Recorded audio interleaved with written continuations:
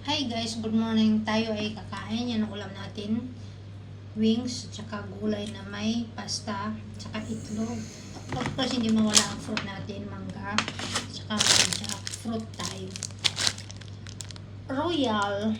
Of course, nagkape na ako kanina. So, kain tayo guys. Nagugas na ako ng kamay. Huwag kayo magbas. Masama yan. So, kaya mo. Kain tayo guys. Maaga pa lang dito sa Thailand ngayon. 1 hour yata nga kahit sa atin sa Pilipinas.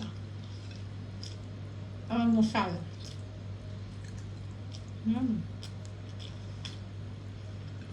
Sarap ng labong ito.